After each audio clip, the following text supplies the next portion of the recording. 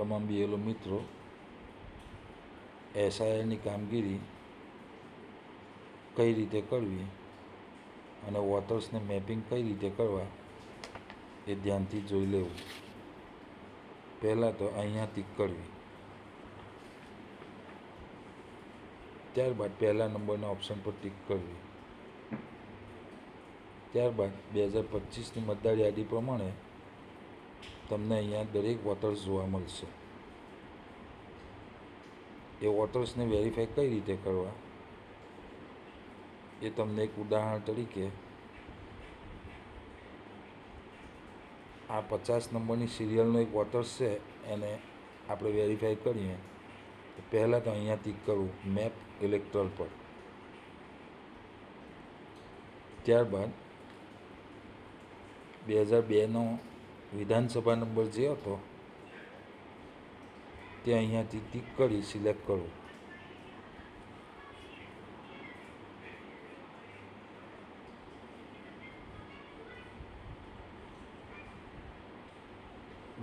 માં આ વ્યક્તિનો વિધાનસભા નંબર હતો 155 વાગડા, તો અહીંયા ટીક કરી નાખવું. ત્યારબાદ એનો ભાગ નંબર કયો હતો એ અહીંયાથી ટીક કરવું.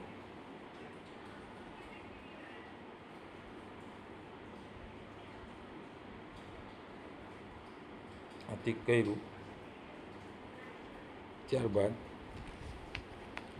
એનો 2002ની યાદીમાં સિરિયલ નંબર કયો હતો એ જોઈને અહીંયા સિરિયલ નંબર લખવો. ઉદાહરણ તરીકે 44 નંબર હતો આ ભાઈનો. ત્યારબાદ સર્ચ ડિટેલ પર ટીક કરવી. સર્ચ ડિટેલ પર ટીક કરશો એટલે તમને આ લિસ્ટને ઇંગ્લિશમાં અને ગુજરાતીમાં જોવા મળશે. તો નામને વેરીફાઈ કરી લેવું. જો એક સરખું નામ હોય તો યસ પર ટીક કરવી અને અલગ નામ હોય તો નો પર ટીક કરવી.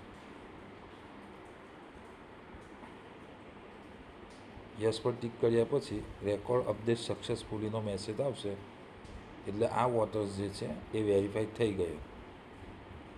એને જોવા માટે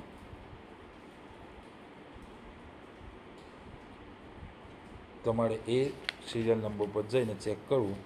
ત્યાં ગ્રીન આવી જશે તો સમજી લેવું કે આ વોટર્સ વેરીફાઈ થઈ ગયો.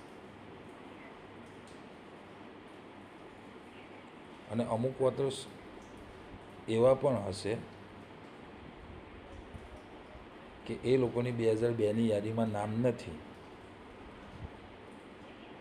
તો એ વ્યક્તિનો છોકરો યા છોકરી જો હોય 2025ની યાદીમાં અને 2002ની યાદીમાં નથી, તો આ બીજા નંબરના ઓપ્શન પર ટીક કરો.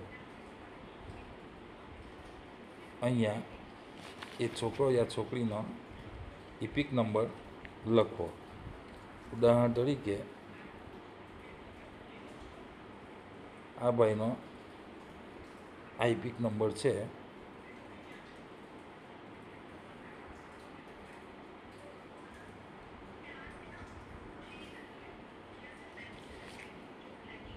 ઇપિક નંબર લખ્યા પછી સબમિટ પર ટીક કરવું. સબમિટ પર ટીક કર્યા પછી આ નામ વેરીફાઈ કરી લેવું. ત્યારબાદ આ ઓપ્શન પર ટીક કરવી. અહીંયા બતાડશે કે આ વ્યક્તિ જોડે આના શું રિલેશન છે. જો છોકરો હોય તો સન,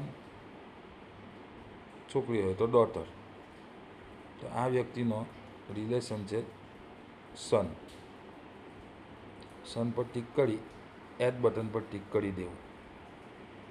જેવા તમે એડ બટન પર ટીક કરશો અહીંયા એ વ્યક્તિનું નામ આવી જશે. આ રીતને તમામ બીએલઓ પોતાની કામગીરી પૂર્ણ કરી